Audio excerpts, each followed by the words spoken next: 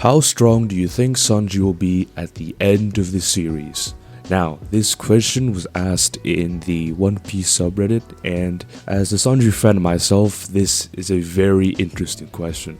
In my personal opinion, Sanji has always been strong ever since the beginning of One Piece, and he's always consistently been among the top 3 in the Straw Hats, even now above Jinbei.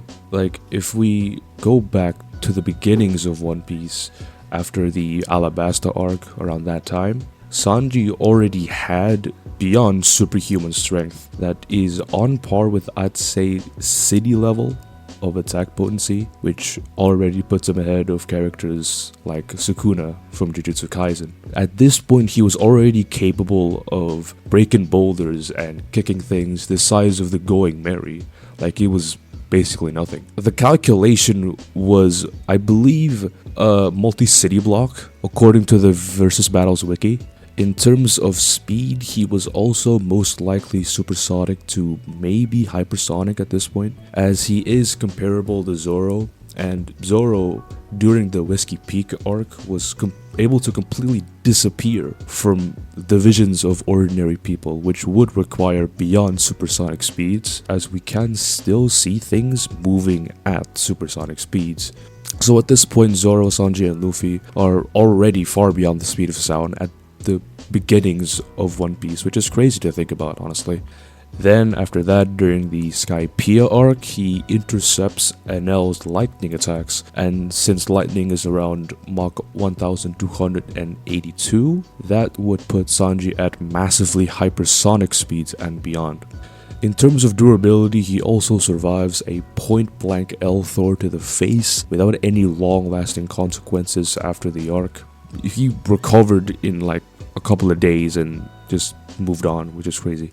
Then the Straw Hats went back down to the sea, and in the Enies Lobby arc, Sanji, along with all the other Straw Hats, of course, got new power-ups. Sanji himself unlocked Diable Jambe, which significantly amps his kicking strength and speed by multiple times. So at this point, it can be assumed that Sanji is approaching that region of sub-relativistic to maybe even relativistic. His attack potency also has almost reached island level, as he was easily able to break through Jabber's Tekkai in his hybrid form, and he just completely overwhelmed Jabber with the Diable Jambe. I believe in the anime it was a 2-shot, so it wasn't even a close fight at all, if you can even call it a fight. Then after that, the Straw Hats go to the Sabaody Archipelago, and Sanji, along with Zoro and Luffy, managed to partially break the Pacifistas. Sanji's Diable Jambe was also able to keep up with Zoro's 300-pound Phoenix and Luffy's Gear 2 in strength and speed, which puts him at Island Plus.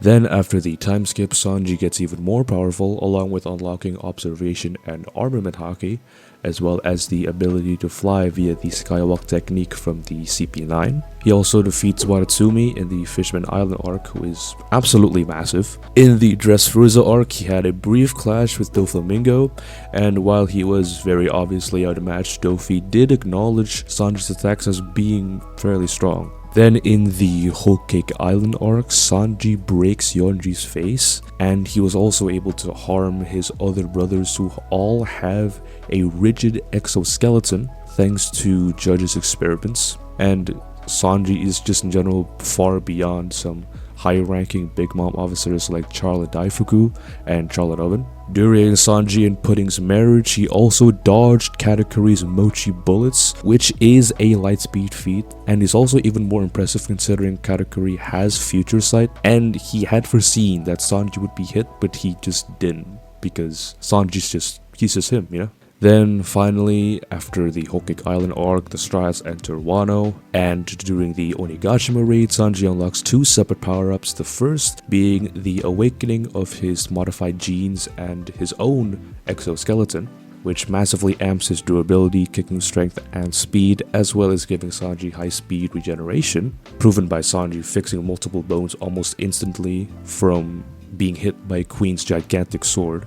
He just punched his bones together and they just fixed. That makes no logical sense, but we move on. Using just the modified genes and exoskeleton alone without any Janbei power-ups, i.e. in base, he was already able to Perception Blitz Queen, who can use observation haki and is generally also an experienced fighter. He has been a pirate for years, he has fought for years, and yet he just got blitzed.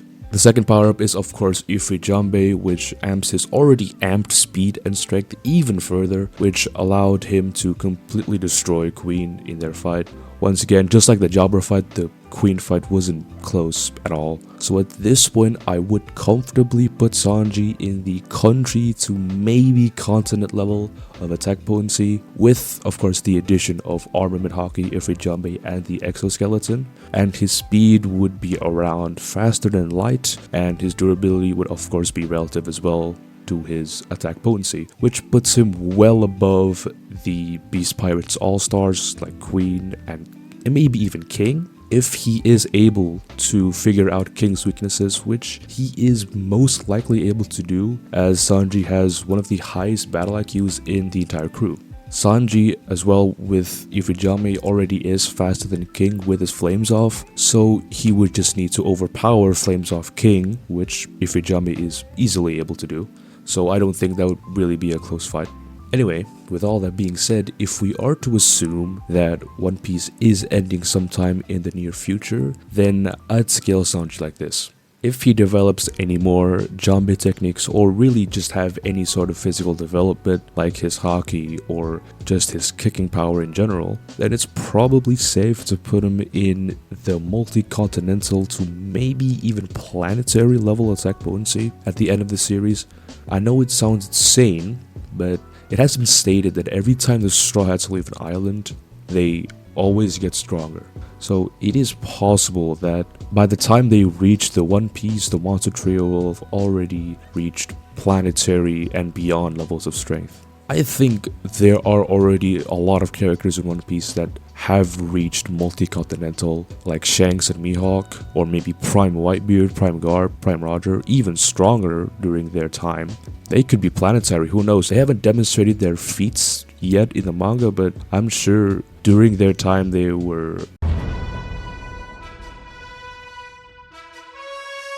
In terms of speed, I'd put Sanji in massively faster than light, maybe plus. Since speed is his most powerful aspect, he is definitely faster than Zoro and almost as fast as Luffy, who already is massively faster than light. So I think it's a fairly safe placement. His durability is of course relative to his attack potency, which at this point would be planetary, as he now possesses the Germa exoskeleton, which makes him nearly impervious to basically any normal attack. His endurance is also very high, as he has survived attacks that would easily kill ordinary people. Of course, it isn't as high as Zoro or Luffy, but it is still very high. He is gifted in terms of battle IQ, and of course he has a lot of hacks, which includes Diable Janbei and Ifrit Janbei, which are capable of fire manipulation, high level stealth, and durability negation, and the exoskeleton, which boosts his durability and gives him regeneration, as mentioned before. So it's pretty safe to conclude that at this point in the story, Sanji is well beyond Yonko commanders like King and Katakuri, and is comparable to admirals like Kizaru and Fujitora in terms of raw destructive force and speed, which would put him in either admiral or Yonko level, along with Zoro, who at this point would have defeated Mihawk and become the world's strongest horseman. In summary, what Robin said in the Wano arc was right after all. Sanji is definitely a man who is worthy of being one of the wings of the Pirate King, at least in my opinion. But what do you think? How strong is Sanji at the end of One Piece? Let me know in the comments below, and while you're down there, hit the subscribe and like button, that'll be greatly appreciated. Anyway, I'll see you in the next video.